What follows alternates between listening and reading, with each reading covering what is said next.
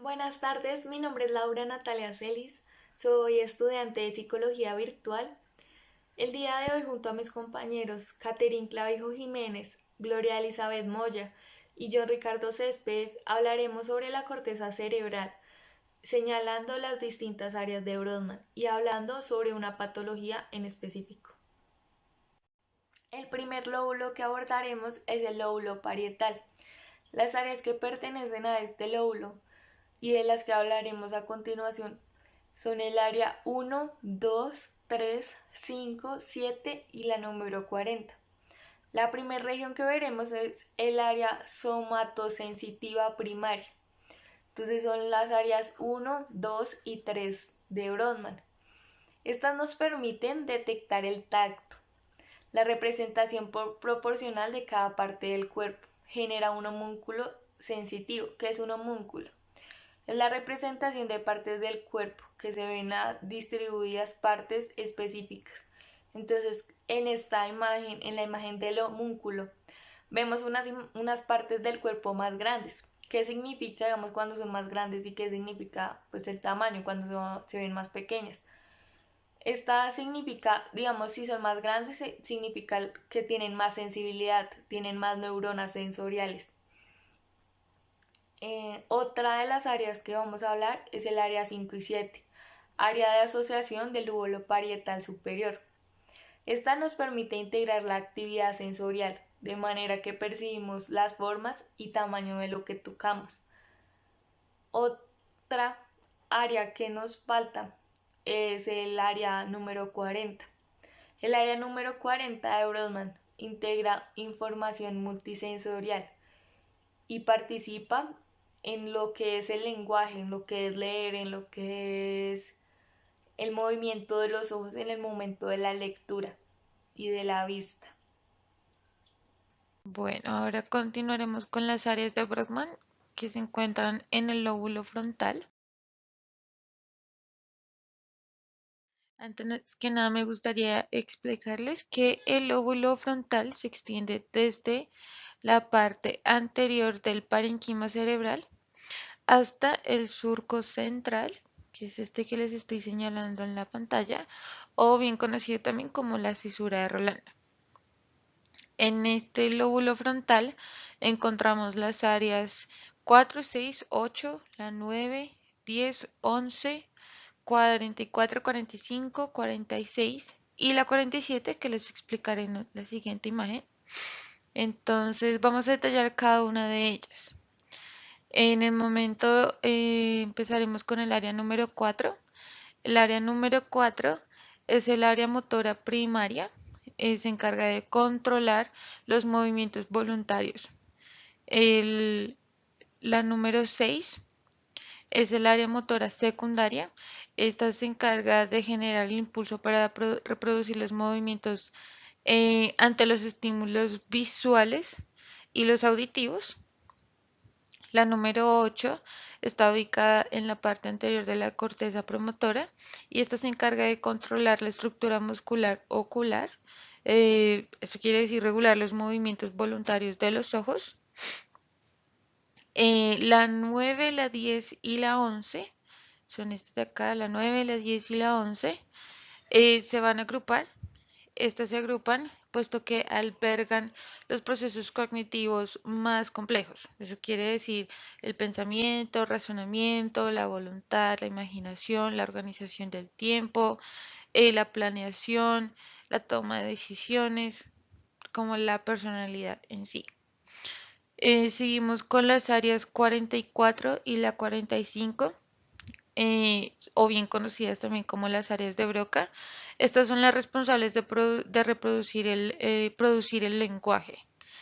En la 46, esta área se encuentra en el prefrontal dorso central y se encarga del desarrollo de la capacidad de la atención. ¿Esto qué quiere decir?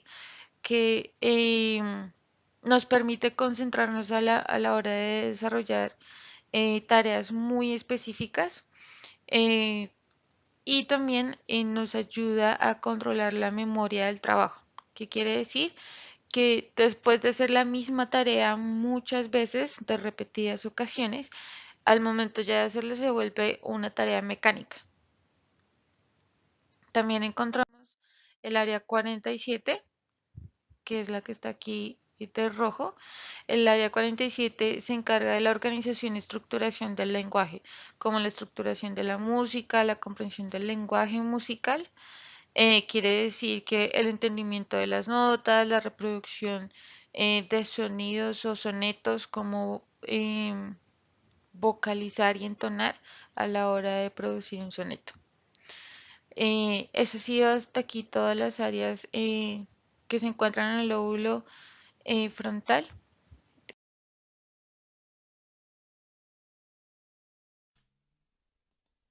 Como podemos apreciar, en el lóbulo occipital se encuentra ubicado en la zona posterior del cerebro, por detrás del lóbulo temporal y del lóbulo parietal, y su función es el procesamiento visual. En dicho lóbulo se encuentran tres áreas de Brodmann que corresponden al área visual primaria, área visual secundaria y área de asociación. En el área visual primaria, que corresponde al área 17 de Brodmann o visión 1, que está situado en la parte posterior del lóbulo occipital, tiene muy bien definido el mapa de la información espacial en la visión.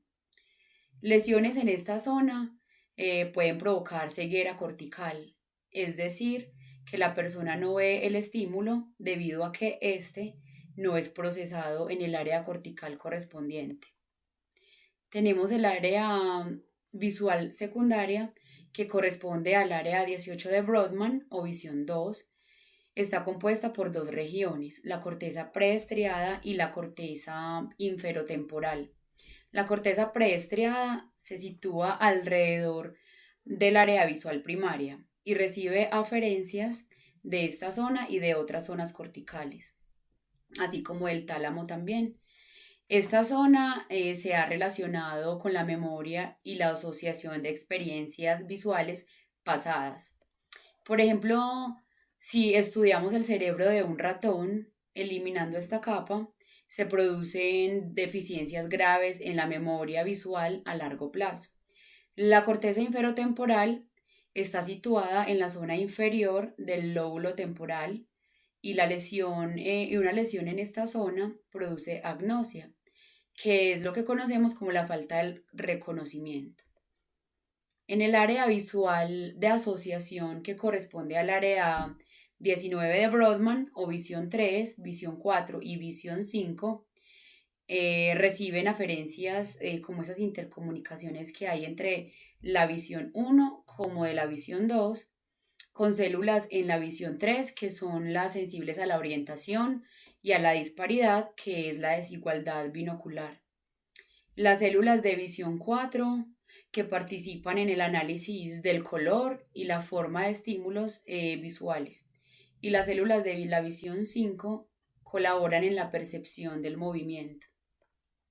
Finalizando y antes de los casos de patología, ya hemos visto las áreas parietal, frontal, occipital y temporal. Y desde una vista externa podemos ver las áreas 20, 21, 22, 37, 38, 41 y 42. Desde una vista sagital podemos ver la 20, 26, 27, 29, 30 y 34. Yo voy a hacer referencia específicamente a la vista externa y las áreas son 20, 28, 21, 20, 37, 41, 42 y 52 que las voy a ampliar más adelante. El lóbulo temporal es una de las estructuras más importantes de la corteza cerebral. Su funcionamiento se puede comprender al sistema nervioso central debido a que permite integrar globalmente buena parte de la información. Se encuentra en los dos lados del cerebro y detrás de las sienes debido a su posición tiene relación con la cisura perioccipital y preoccipital y en el banco de la cisura de Silvio. De- Desde una vista lateral, como la vemos ahí, está rostral al lóbulo occipital y ventral al lóbulo parietal. Eh, caudal al lóbulo frontal y paralelo al círculo lateral. Al surco lateral. Ahí vemos tres divisiones, medial, superior e inferior.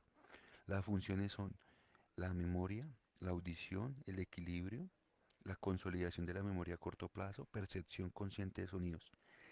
Las áreas de Brodmann para esta vista externa lateral, las empezamos con las dos que están señaladas ahí, el área 41 y 42, que es el área auditiva primaria o área de Hesch, que tiene que ver con lo motor y lenguaje. Esta área procesa toda la información que llega al oído. Una lesión puede causar dificultades en la ubicación de sonidos en el espacio, la pérdida de la audición y como patologías como la presbicusia y la hipocusia. El área 22 es el área auditiva secundaria. Ahí la vemos. Está asociada con el área de Wernicke y es el área psicoauditiva. Procesa toda la información auditiva, estimula procesos para entender lo que se dice. Un daño, una patología podría causar la afasia auditiva o afasia de Wernicke. Otra área muy importante en este lóbulo es el área 38. Esta área tiene que ver con la región límbica y con procesos y la región olfatoria. Están asociados a esta área las emociones y el comportamiento por instinto. Ahí hay otra área muy importante que es el área de asociación auditiva, que es el área 21, parte del área de Wernicke, y tiene que ver específicamente también con la comprensión del lenguaje. Dos áreas también muy importantes, ahí señaladas, es el área 20 y 37, que son el área de apoyo de la visión. Permite ver el color, determinar formas, eh, reconocer caras, el lenguaje de signos y comprensiones. Eh, esta área incluye también incluye también parte del giro fusiforme y un daño en esta área podría causar daltonismo, lesiones en la parte derecha puede causar la prosopagnosia y una lesión en el lado izquierdo puede causar amusia. Eh, Esta es un área muy importante en el lóbulo temporal y por eso es importante determinar su funcionamiento, determinar dónde está ubicada y se señaló desde una vista externa. Estas fueron las funciones y algunas patologías asociadas a esta área. Bueno, ahora que vimos las áreas de Brodmann en cada uno de los lóbulos y las características generales de cada una de ellas, procedemos a presentar el caso clínico. Esta vez hablaremos de Phineas Gage. Phineas Gage era una persona de 25 años que trabajaba en una construcción de un ferrocarril como barrenero. Y pues el día 13 de septiembre de 1848 sufre un terrible accidente en el que mientras que él manipulaba una carga explosiva por error, no se sabe si fue error de él, la carga explosiva detonó y la barra que ustedes ven en esta imagen cruzó todo su cerebro, como se indica aquí. Esta barra era de una medida de metal que medía 1.10 metros de alto y 3.2 centímetros de ancho.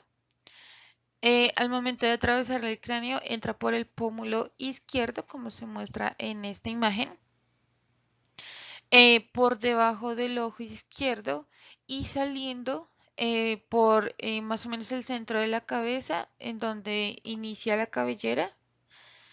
Em, pues este grave accidente, sus compañeros lo llevan corriendo hasta el doctor más cercano que quedaba más o menos a 3 kilómetros de distancia y lo llevan con el doctor Martin Harlow, quien curó a Gage por más de unas semanas que duró su recuperación. Cuando el doctor Harlow da de alta a Gage vuelve con su familia. Ellos indican que aunque físicamente él se veía una persona sana y recuperada, se vieron unos cambios en su carácter. Al principio lo consideraban como una persona extrovertida, una persona de mucha energía, rápido, que tenía una mente equilibrada, perseverante, que era un trabajador muy hábil y siempre estuvo como a favor de sus compañeros o era muy amable con todo el mundo. Después del accidente, se comportó como se le describía como una persona que caprichosa, irreverente, indulgente con la blasfemia y respetuoso con sus compañeros. Era muy impaciente ante cualquier frustración o con cualquier inconveniente que tuviera a la hora de obtener lo que deseaba. A veces lo describían como una persona obstinada, muy indeciso, eh, como vacilante a la hora de la toma de sus decisiones. Después de muchos años, bueno, Cage fallece en 12 años después de su accidente en San Francisco junto con su hermana y su mamá.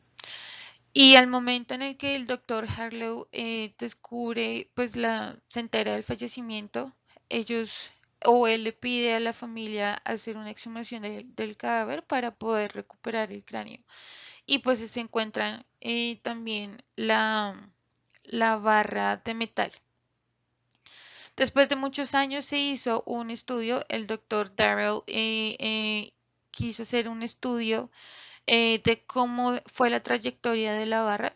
Aquí se determina, después ya con todos los avances tecnológicos que hemos tenido, hace una reconstrucción de la trayectoria y hace tomografías de cerebros ya con personas sanas, de la misma edad, de más o menos de la misma contextura de Cage, y hacen como estudios de por qué sus cambios de personalidad. Darrell concluye que la barrera destruye zonas del hemisferio cerebral izquierdo, que nunca toma o afecta al lado derecho, que aproximadamente el 4% del lóbulo frontal izquierdo es atravesado por la barra y la salida por la parte superior de la cabeza, la barra afecta el 10% de la sustancia blanca. Esta sustancia es la capa más interna del cerebro y contiene fibras que conectan las zonas del cerebro con otras. Eh, los escritores o las personas que estuvieron en este estudio sugieren que algunas de las zonas del cerebro que no se vieron afectadas por la trayectoria de la barra eh, fallan, puesto que ya no hay una conexión con el resto el resto del cerebro por la destrucción como tal de la zona de la sustancia blanca. Cabe determinar que, pues como se indica acá, atraviesa y afecta las partes del lóbulo frontal izquierdo, que como veíamos antes son las que nos permiten hacer la toma de decisiones, la personalidad, eh, como el razonamiento, la voluntad, ese tipo de cosas se vieron afectadas y pues este estudio es lo que logra determinar.